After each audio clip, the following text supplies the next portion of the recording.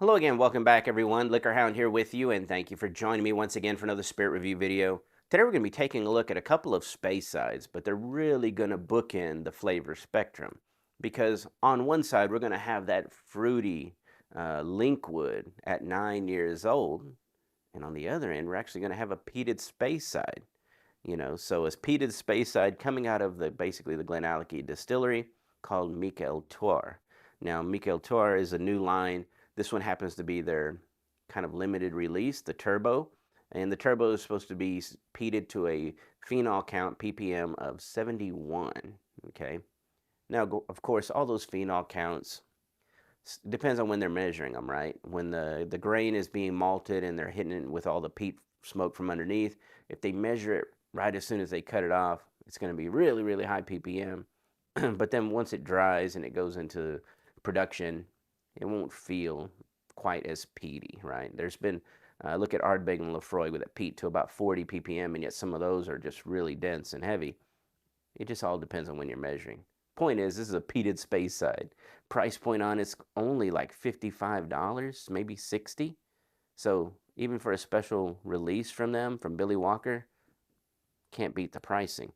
And it's really their first introductory into the market for this. So they did I think a sherry cask one and stuff like that. But again, I'm going to go shoot for the higher ABV, the most flavor. Now, back to over here, Signatory Vintage. For a long time, they've done amazing bottlings. And I think this Linkwood is just going to showcase that even though they're selecting 9-year-old whiskeys, which a lot of independent bottlers are doing nowadays, this one is really, really solid. Okay, let's get on to it. A Charred Wine Hogshead. Oof, good grief. In with the caramel, the honey in this one. Orange zest. Cherry blossoms almost in this one. It's got that cherry, but the floral is really nice. Old leather.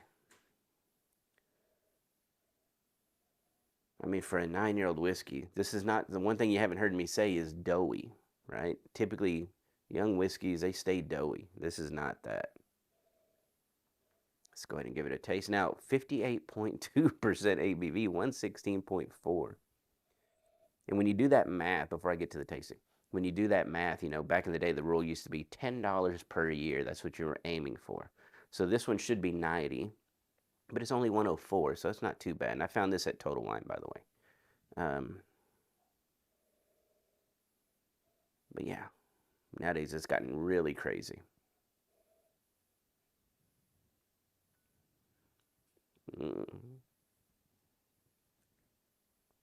Yeah, that's a beauty. Again, with the honey, that raw honey is beautiful. It goes into there's a light amount of peated malt in here, just a very light touch of it. But it adds this really beautiful, kind of like a cigar element to this. So beyond the fruit and the sweetness and all that, there's aged tobacco in here with this older leather. Super viscous, medium high viscosity, easily.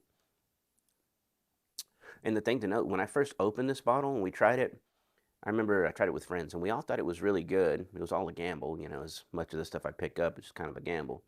But we all were surprised that it didn't taste that young. And it was actually really good straight out the gate.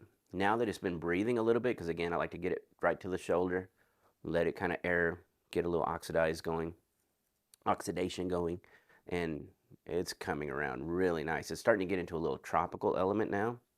And by that, I mean a little bit of pineapple. There's a little bit of like a pineapple mango is what I would call this one.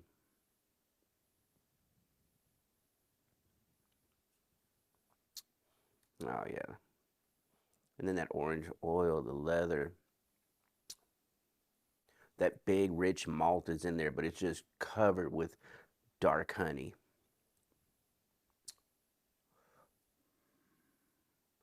On that back end, you get that dark chocolate. Rich oak. That is an amazing, amazing bottle. It's really quite impressive. So Signatory still doing really good releases under their vintage collection. The only thing I don't like about the Signatory Vintage bottling is that big old cork. Because if that cork ever fails, good luck finding a cork that big to replace it. And that's the biggest problem with them. Okay, I better get a double rinse. That's a lot of flavor. The Turbo, Billy Walker's project. Basically like almost like a peated GlenAllachie. Wow, it is peated. Now, I think they are using mainland peat, so it's not Islay peat. They're not trying to compete directly with Islay here. They're trying to showcase what they can do. This one has a little bit of the barbecue note. I would call this one roasted hazelnuts. Yeah, a roasted hazelnut. There's a nice sour tone to it underneath, like a little bit of a little whisper of a apple cider malt vinegar. Yeah. But there's also like good fruit component, good berries here.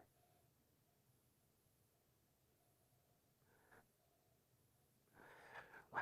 Okay, let's taste it.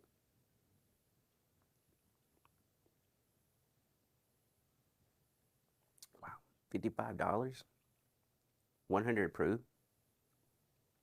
It's not nearly as peated, as it might try to indicate at 71. This is not as peated as Ardbeg, not as peated as Laphroaig. It's probably more in the Lagavulin spectrum, but without all the ash. Lagavulin tends to go into an ashy cigar kind of tone. This one's much more balanced than those. It's like not trying to punch you in the face with it.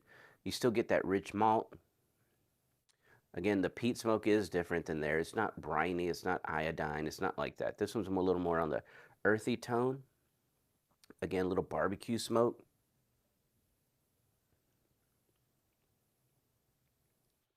And if, we're talking woods barbecue, this would be more on the hickory spectrum.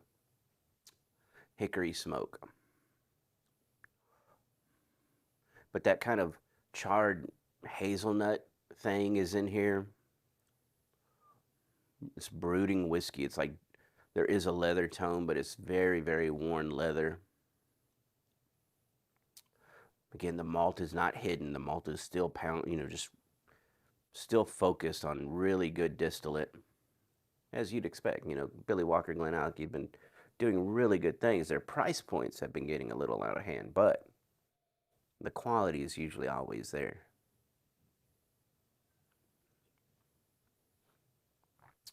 What does this how would I equate this to something else on Islay? I mean, maybe if you go into like, this is a long time ago, Perpetuum from Ardbeg. It was lighter, it was more lemony. This doesn't have nearly that much lemon, but it was lighter, right? It was lighter, more airy. This one's great. Like if you were just trying to get into peat, without taking the big step into Ardbeg or Laphroaig, this is a great stepping stone. So it's definitely above like Campbelltown. Campbelltown's going to give you that really nice light smoke. Kilkerran's going to bump it up a little bit. This is a step above that. But overall, super enjoyable, and the price point, $55. Good grief. This is a buy. If you see this and you like peated whiskey, buy it.